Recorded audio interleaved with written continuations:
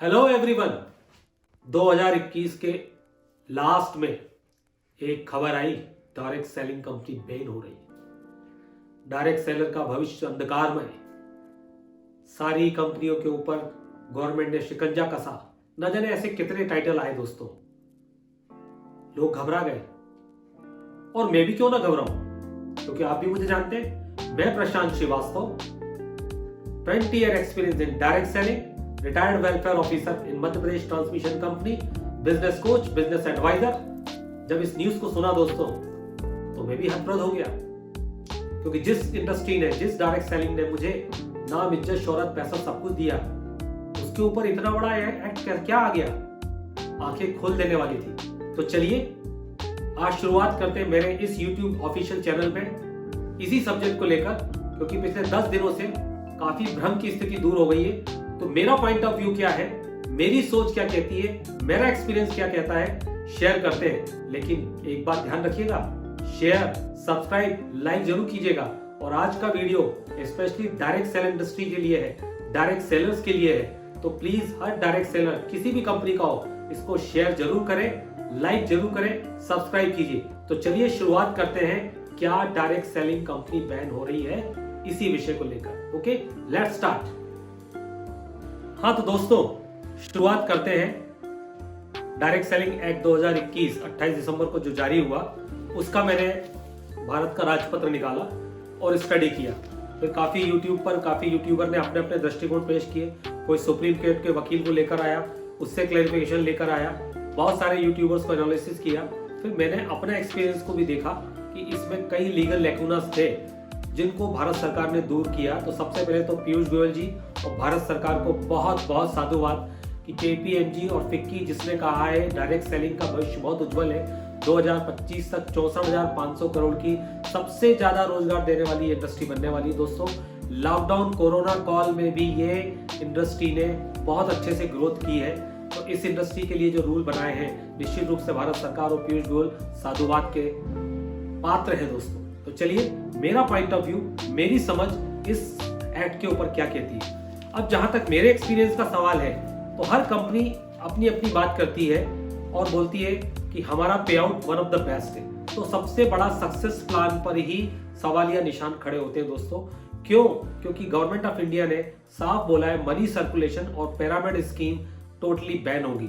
जिस दिन ये नोटिफिकेशन जारी हुआ, उसी दिन 3 मल्टीनेशनल कंपनियों को हर इलेक्ट्रॉनिक मीडिया ने हाईलाइट किया कि इन 3 कंपनियों पर पिरामिड स्कीम के तहत शिकंजा कसेगा, इनके ऊपर असर आएगा और इन कंपनियों को बैन भी किया जा सकता है। दुनिया भर के आर्टिकल्स विद हेडलाइन इन कंपनियों का नाम लिया। लेकिन आश्चर्य की बात है, इतना बड़ा स्टेटमेंट हर इलेक्ट्रॉनिक मीडिया ने पब्लिश किया, लेकिन ये तीनों डायरेक्ट सेलिंग कंपनी जो कि इंडियन डायरेक्ट सेलिंग एसोसिएशन में की फाउंडर मेंबर है, और कहना चाहिए आज उसकी जो बॉडी है, गवर्नमेंट बॉडी IDSA की, उस पर बड़ी बड़ी पोस्ट पर ये लोग बैठे। कोई वाइस प्रेसिडेंट है, कोई प्रेसिडेंट है, लेकिन किसी ने भी इन न्यूज़ों का, इन आर्टिकल्स का खंडन नहीं किया है। तो उनकी चुप्पी एक क्वेश्चन मार्क को जन्म देती है। और यहीं से मेरा सवाल भी खड़ा होता है कि जो पे आउट का जो स्कीम आपने बनाई है, 100 रुपए का प्रोडक्ट आपको 80 रुपए में मिलता है, और 80 रुपए में भी 50 से 60% उसको बिजनेस वैल्यू के रूप में आपको पे आउट के रूप में, कमीशन के रूप में उनके अकॉर्डिंग टू स्लैब दिया जाता है। तो यही एक बहुत बड़ा लैकुना है। क्यों भाई? ट्रेडिशनल मार्केट के अंदर जो प्रोडक्ट आप कंपनी से डायरेक्ट लेते हैं, उस पर आपका एक कमीशन फिक्स होता है, लेकिन यहाँ पे हर प्रोडक्ट की कॉस्ट अलग हो जाती है। हर प्रोडक्ट का जो कहना चाहिए बिजनेस वॉल्यूम, जिसको हम बोलते हैं, कैशबैक बोल लो, परफॉर्मेंस डिस्काउंट बोल लो या ट्रेड डिस्काउंट बोल लो, जो भी बोल लो, वो कमीशन के रूप में आपको मिलता है। वो डिफर करता है, हर डायरेक्ट सेलिंग कंपनी डिफर करती है। तो सबके पे आउट सक्सेस प्लान को स्टडी करना पड़ेगा, और हर कंपनी अपने पे आउट को वन ऑफ द बेस्ट बताती है और दावे के साथ बोलती है कि हमारा पे आउट सिस्टम नंबर 1 है। तो सबसे पहले तो सक्सेस प्लान को वापस रिव्यू करना पड़ेगा कि ये एक्ट की कैटेगरी में आता है, क्या एक्ट के साथ गवर्नेट होता है या नहीं होता है। फिर उसके बाद बात करते हैं कि इनडायरेक्ट वे में सारी कंपनियां ये बोलती है रिक्रूटमेंट, क्योंकि डायरेक्ट सेलिंग का सबसे बड़ा फंडा है रिक्रूटमेंट, उसको बोलते हैं ब्लड। और जब रिक्रूटमेंट नहीं आता तो कंपनी की सेल भी नहीं बढ़ती। तो रिक्रूटमेंट कैंपेन को चलाने के लिए हर कंपनी कुछ ना कुछ स्कीम लॉन्च करती है। तो ये स्कीम, रिक्रूटमेंट स्कीम, क्या मनी सर्कुलेशन में आती है? इसको भी स्टडी करना पड़ेगा, इसको भी एग्जामिन करना पड़ेगा, क्योंकि कान इधर से ना पकड़ के इधर से पकड़ लिया आपने, ला से तो बच गए, लेकिन इनडायरेक्ट वे में ये कंपनियां मनी सर्कुलेशन पिरामिड स्कीम के तहत रिक्रूटमेंट कैंपेन के थ्रू डालती कि नहीं, ये सबसे बड़ा क्वेश्चन मार्क है। इसके ऊपर स्टडी करनी पड़ेगी, इसके ऊपर एग्जामिन करना पड़ेगा। और मजेदार बात यह है कि इस साल हर कंपनी ने अपने अपने नए ऑफर्स और स्कीम्स लॉन्च किए। जितनी कंपनियों के बारे में मुझे जानकारी है, जिन कंपनियों में मैं काम कर रहा हूँ, किसी ने भी रिक्रूटमेंट कैंपेन लॉन्च नहीं किया है। ये सबसे बड़ा इंडिकेशन बताता है कि कहीं ना कहीं लीगल लेकुना तो दोस्तों हैं। अब बात करते हैं कि आईडीएसए क्या है। आईडीएसए ऑटोनोमस बॉडी है। अब हर कंपनी का लीडर बड़ी शान से बोलता है कि हमारी कंपनी आईडीएसए में इनरोल्ड है, हम आईडीएसए को रिप्रेजेंट करते हैं। भैया आईडीएसए है क्या? कोई गवर्नमेंट एफिलिएटेड बॉडी तो है नहीं, ऑटोनोमस बॉडी है। आप इसमें सेल्फ गवर्नर रूल बना लेते हैं। जितनी डायरेक्ट सेलिंग कंपनी सबने सेल्फ रेगुलेशन रूल बनाए कि हम ऐसा बोलेंगे, ऐसा करना पड़ेगा। भारत के संविधान को ध्यान में रखते हुए कोई रूल नहीं बनाया। एक रूल जो जनरल मेरे साथ घटा है, वो जो एक्सपीरियंस है वो जरूर शेयर करूंगा। इसके बारे में मैंने गवर्नमेंट ऑफ इंडिया को भी बहुत सारे लेटर्स लिखे हैं, पीएमओ को भी लेटर लिखे हैं। पहला कि भैया आपकी वाइफ या आपका स्पाउस एक ही माना जाएगा, चलिए ठीक है मान लिया, लेकिन दूसरी डायरेक्ट सेलिंग कंपनी आप ज्वाइन नहीं कर सकते। कोई पैरामीटर डिसाइड कीजिए कि इस टाइटल के बाद आप दूसरी कंपनी को छोड़ना पड़ेगा। क्यों छोड़ना पड़ेगा भाई? मैं अगर एमपीबी में वेलफेयर ऑफिसर हूं तो क्या मेरी बीवी उत्तर प्रदेश इलेक्ट्रिसिटी बोर्ड में नौकरी नहीं कर सकती क्या?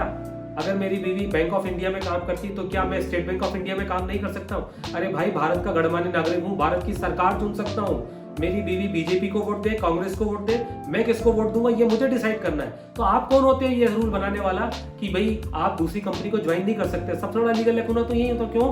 क्योंकि self governance rule, self regulation rules खुद ने बनाए, इनको टोकने वाला दोस्तों कोई नहीं है। और सबसे बड़ी बात है कि डायरेक्ट सेलिंग की जो कंपनियां हैं, हर कंपनी के अपने अपने प्रोडक्ट हैं, उनकी अपनी इन्वेंट्री है, उनका अपना सक्सेस प्लान है। तो कोई बनाता वेलनेस, कोई बनाता है स्किन केयर, कोई बनाता फूड एंड बेवरेज, कोई बनाता है सॉफ्टवेयर, डिफरेंट प्रोडक्ट बनाते हैं। तो भैया मेरे को तो सेल्फ यूजर बनना है, मेरे घर में शुद्ध घी भी लगता है, तेल भी लगता है, चावल भी लगते हैं, सब लगते हैं, तो फूड एंड बेवरेज लगते हैं। अब आपकी कंपनी सिर्फ स्किन केयर बनाती है तो मैं क्या करूं?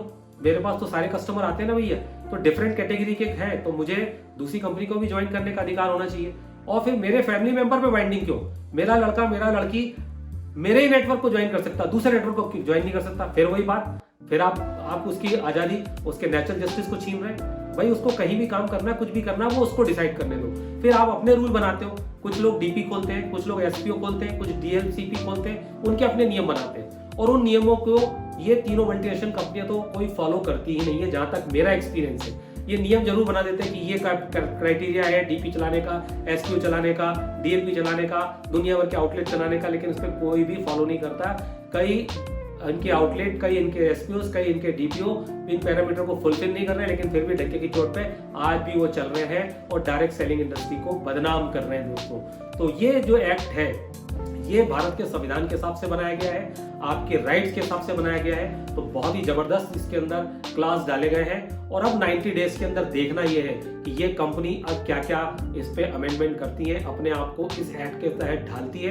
अगर ढालेगी तो सो फार सो गुड, नहीं तो उन्हें टाटा बाय बाय करना पड़ेगा। आत्मनिर्भर भारत हमारे तरह, हमारे संविधान के हिसाब से आपको काम करना पड़ेगा।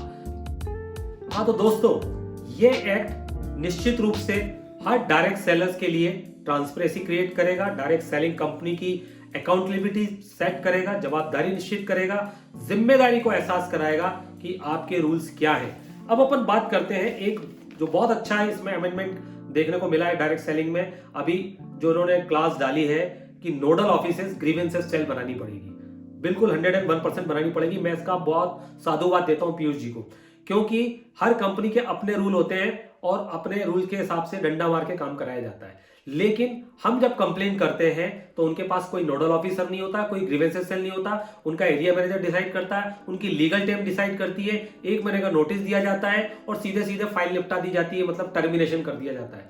अरे भैया, अब्दुल कसाब का भी केस चला था, गन पॉइंट पे उसने गोलियां चलाई थी नहीं चलाई थी, उसको भी अपना पक्ष रखने के लिए मौका दिया था। ऐसा नहीं कि डायरेक्ट फांसी पर टांग दिया था। लेकिन ये सारी मल्टीनेशनल कंपनीज और साथ में डायरेक्ट दूसरी कंपनीज डायरेक्ट गोली चला देती है, टर्मिनेशन कर देती है, 1 महीने का नोटिस, आपकी कोई सुनवाई नहीं है। इस एक्ट में ये प्रावधान अच्छा किया है, नोडल ऑफिसर नियुक्त कर दिया गया है, ग्रीवेंस सेल ऑफिसर नियुक्त कर दिया गया है, और फिर आप इसके थ्रू कोर्ट भी जा सकते हैं। तो बहुत बहुत साधुवाद, ये सबसे बढ़िया काम दोस्तों इस एक्ट के अंदर किया गया है। अब सारी कंपनीज को ये डिक्लेयर करना चाहिए, क्योंकि अब पैनिक की स्थिति हो गई है। कुछ यूट्यूबर्स बोल रहे हैं कि भैया बंद हो जाएगी, तो बंद होगी कि नहीं होगी, साफ साफ क्लियर कीजिए। डायरेक्ट सेलिंग इंडस्ट्री बहुत बड़ी इंडस्ट्री है, बहुत सारी कंपनियां इंडिया के अंदर काम कर रही हैं, उनको आगे आना चाहिए, चुप्पी तोड़ना चाहिए, बताना चाहिए कि हम इस एक्ट का फॉलो कर रहे हैं। कई इसके एक्ट के हम ऑलरेडी फॉलो कर चुके हैं, जो कमी पेशी रह गई उसको दूर करेंगे। आप लोग बिल्कुल मत घबराइए, कंटिन्यू काम करते जाइए।